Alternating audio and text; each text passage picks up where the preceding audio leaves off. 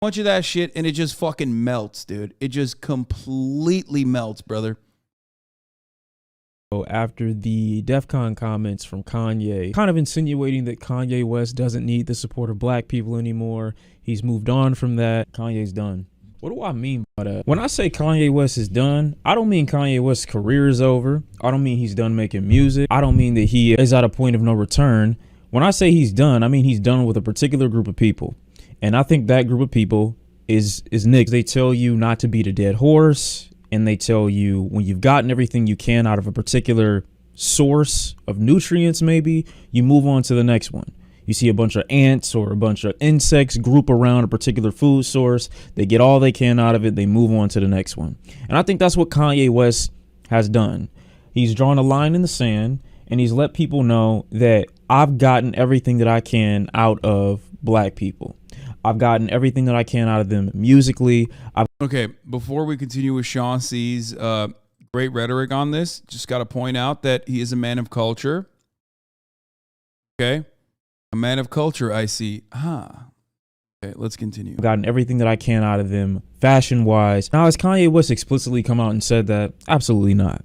But Kanye West's marketing tactic specifically goes towards a group of people who aren't marketed to in the mass media. He wants a face or a particular group of people, a particular audience to be recognized. And that audience, at least from what I understand, seems to be conservative, alt-right. I watched his Tucker Carlson interview. Crazy, because it's beautiful watching Tucker Carlson pretend to respect, you know, a black man in front of him. Oh my God, I found a black dude that can speak to my white brothers and sisters. A black dude that has garnered a certain level of influence within the black community, so much so that when he wears a White Lives Matter t-shirt, a lot of them will come to his defense, trying to unpack the layers, trying to delve deeper into the messaging, the intricacies, the spirituals of the hows and why he wore the shirt. It has to be a deeper meaning. It has to be something intricate. But when Kanye himself is questioned with this, his response, because they do. So this is a home run for a guy like Tuck. They're willing to give a voice and a platform to any person who is large enough that can promote the ideas that they've been promoting since the beginning. It doesn't matter if they're qualified to speak on these subjects, how experienced or in depth they go into these topics. They don't have to get any detailed response whatsoever. Co-signing our ideals through the eyes of a black man. We're going to have you on. We got to get this on camera. And he's going to the crowd that he thinks can fund his next project the most. Kanye more than likely loses money making music, making albums, but I refrained from posting the video for two reasons. Halfway through, I got tired of talking about Kanye West. Literally just stopped recording. And the second reason was because I feel like he's going to make this worse somehow, and I don't want to make two Kanye videos. And lo and behold, he did just that. The first, most controversial and most important thing that I feel like should be addressed in the interview were his comments about George Floyd. I'm not going to spend a long time on this because for anyone that's buying into conspiracy about George Floyd, they likely want to believe that George Floyd was in the wrong for being put in the position that he was put in, likely want to believe that the reason that he is no longer with us is because of him and him only. So trying to argue with someone out of that ideology is basically a useless battle. And I have multiple links in the description. You can Google this shit yourself. It'll lead you to reports that determine how George Floyd passed away. But let's just say, for the sake of curiosity, I were to entertain said idea from Kanye West and from George Floyd detractors that think he died due to an overdose. Would you still then say that the officer's actions in handling George Floyd were adequate? Would you still say that it's okay to have your knee driving into someone's back, pressing them against the concrete ground for over 5 minutes? Would you still think that even if someone were ODing, that those circumstances and conditions would only exacerbate that issue? I know that's not what was happening. Are you saying that what happened to him should have happened to him, and that is how people should be handled? Because if that's what you're telling me, you're even less rational than I thought you weren't. Diving into Kanye West, he's beyond the point of needing social support. He's at the level, maybe not to the corporations of an Apple or a Tesla. He's at the level where preventing support of his products won't do anything to his bottom line, which is why it was hilarious seeing Lil Boosie's youngins burn their Yeezy, as if that at any point is going to stunt Kanye's career growth. It's going to stunt the trajectory of Yeezy. He's gotten too big to a point of social controllability, which is also equally as hilarious because he goes on in this interview about being controlled. And that's how capitalism works. You, regardless of your support of a thing, cannot prevent its growth. So you can stop listening to Kanye's music. You can stop buying his shoes. You can stop buying. Chauncey is so fucking sick. One day we will have him on the broadcast eventually. His clothes, his garbage bags. You ain't stopping nothing. If anything, it's the detractors of Kanye West who don't have control over anything. Yet he'll complain on these platforms as if he's the one that's got the least of it. Talks to Nori about BLM, basically insinuates that it's a scam. Then goes on to give these ill-informed, almost YouTube-level conspiratorial takes about Jewish people, about China, as if the Chinese government just wholeheartedly just respects and supports its citizens. And I think it's interesting how Kanye West unintentionally shows anti-blackness in this interview. I don't think there's a problem with discussing the things that hold black people back as a community. But I do think it's an issue when you are so infatuated with the criticism of black people that you so easily jump onto other cultures, not even diving an inch deep into the systemic issues that they have within their own cultures, just to quote us inaccurate information about how well they're doing, compare it to black people in America as if to imply they have the same starting point. I think there's something to be said about black people's natural disgust for our conditions to a point where you don't even want to see where you come from. Kanye West is in the 0.00001%. That means he has expedient access, probably more than 99% of the population of the world. Best thing you can do to a people is try to convince them that everything that's happened to them isn't actually happening, hasn't happened, and they've had the exact same starting point advantages as everyone else. Tucker Carlson, Candace Owens, Jason Whitlock, bitch ass Jason Whitlock, are so easy to throw their support on him.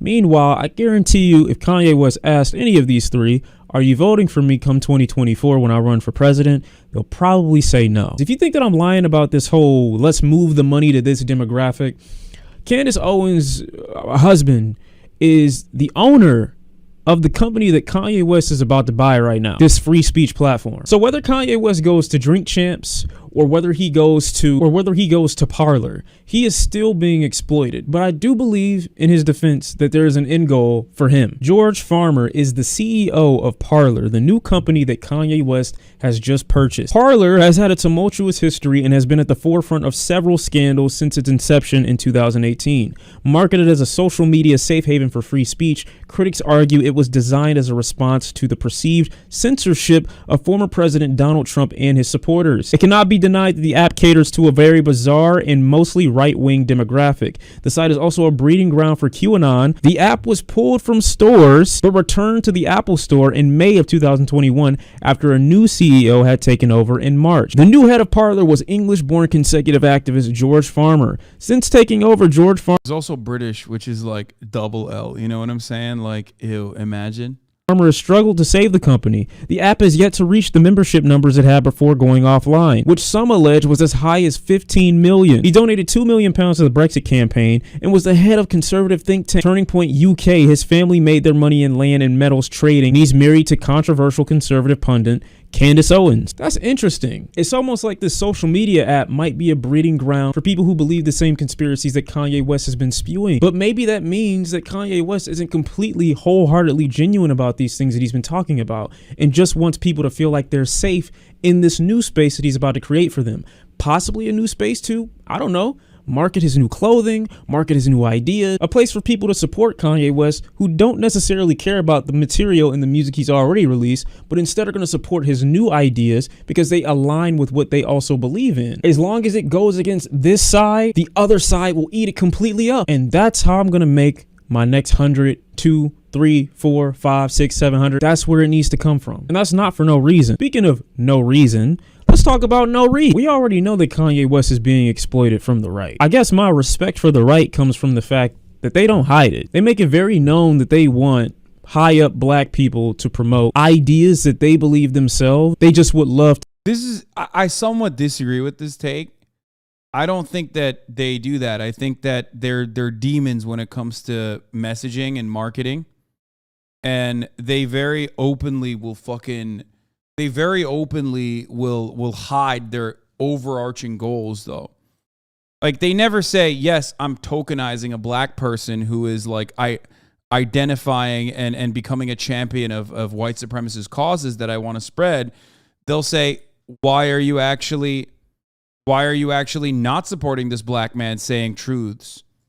You know, I think that they don't say, you know, black lives don't matter. They say white lives matter. That is inherent. Like, that is inherently hiding the truth.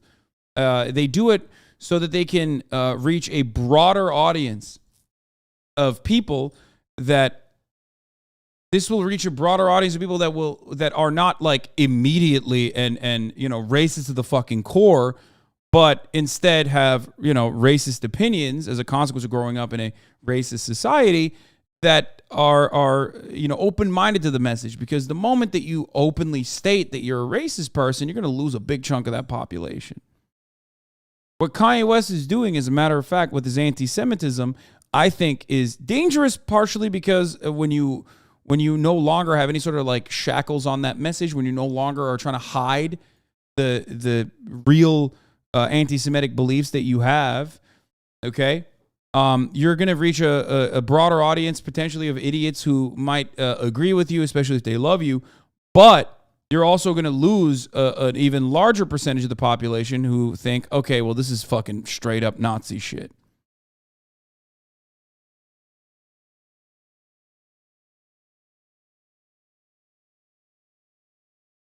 To come from the voice of a black male so that people can't call them racist for it. You know what I hate about interviews, especially male-only interviews? These niggas will never hold themselves accountable in each other's face. So went on Hot 97 to talk about how he regrets his 3.5-hour interview with Kanye West that he Why do you care if Kanye loses some audience? No, I'm talking about his message. I don't give a shit about Kanye West losing or winning his audience. I'm talking about the audience of the message itself. If your message is like Jewish people control the media and that must be dealt with, or whatever the fuck, as is Kanye's message, right?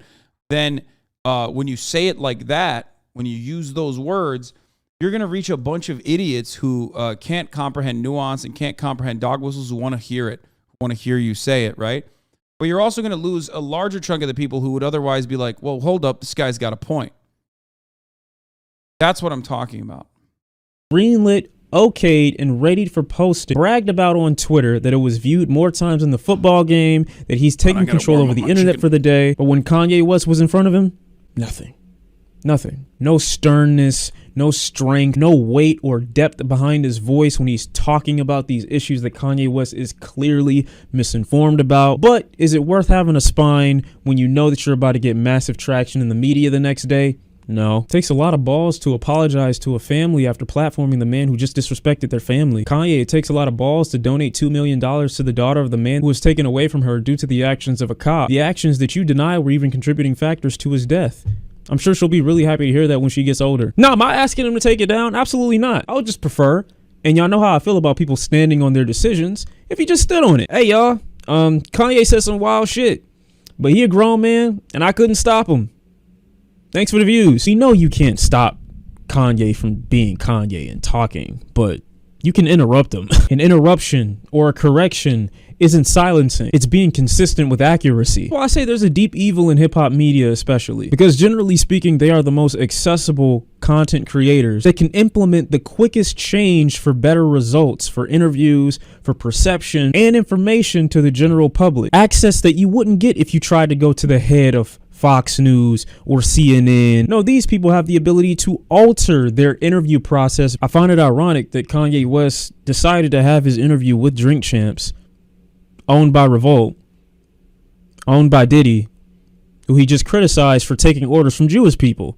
I find it very funny that he did that. So when I see such blatant hypocrisy, it always leads me to believe that there's a bigger reason or a bigger motivation for having these talking points. They just seem so copy and paste. None of it seems like an original thought. It seems like it was all put together in some private headquarters where they're like, okay, Kanye, this is how you get the white conservative demographic on your side. Which, if he is doing that, objectively speaking, is good business. But this is also why I said he no longer needs black people, because his future business ventures will be off of the back of his new fan base, the fan base that doesn't even probably know his music. And I'm jealous of the Jewish community. I'm jealous of the way Jewish people do business. And I'm jealous, not just for me, but for our entire culture. Kanye West isn't jealous of the Chinese. He's not jealous of Jewish people.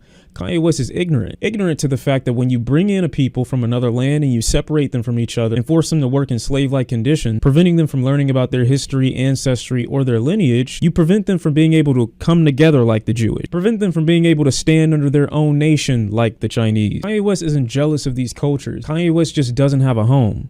Kanye West just doesn't know where he comes from, like most black people in this country. That's why black people get taken from so much in this country, because black culture and American culture get intertwined so often. But if you tell Kanye West something like this, it'll force him to recant on those comments he made 4 years ago about 400 years being a choice. It would immediately conflict with a lot of his existing views that I don't think he genuinely cares about to the extent that he would go and research them in depth to make sure that he was properly informed about everything that he was talking about, because I don't believe the motive here is about information. I believe the motive here is about money. He sucked all the life that he can out of the average black person for about as much as he can get. We've supported him musically.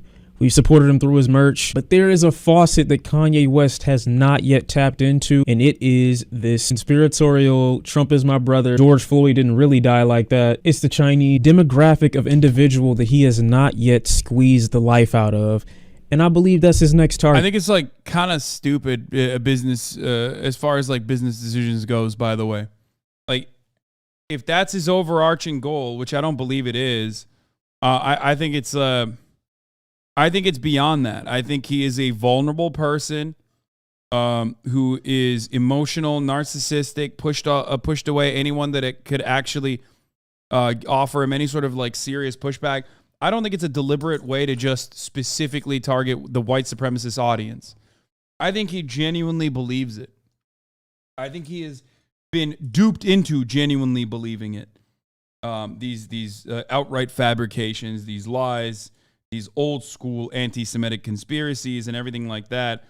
And I don't think he has anyone in his life, in his support system, that can check him on any of this, because it's obvious that he is not used to any sort of pushback.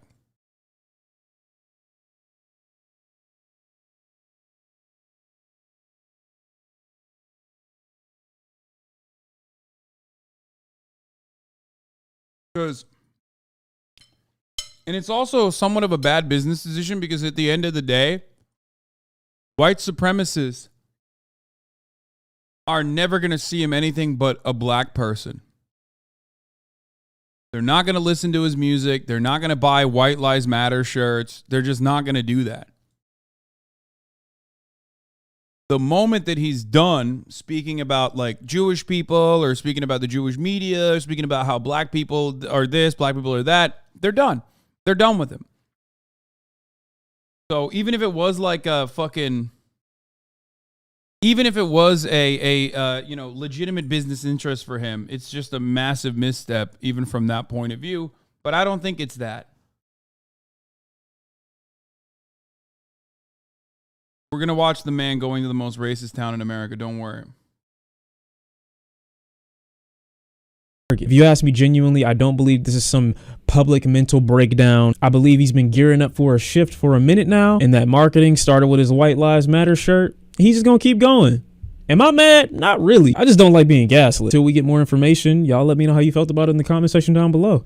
Do you think this is genuine, or do you think there's a bigger plan? Just complete fucking idiots.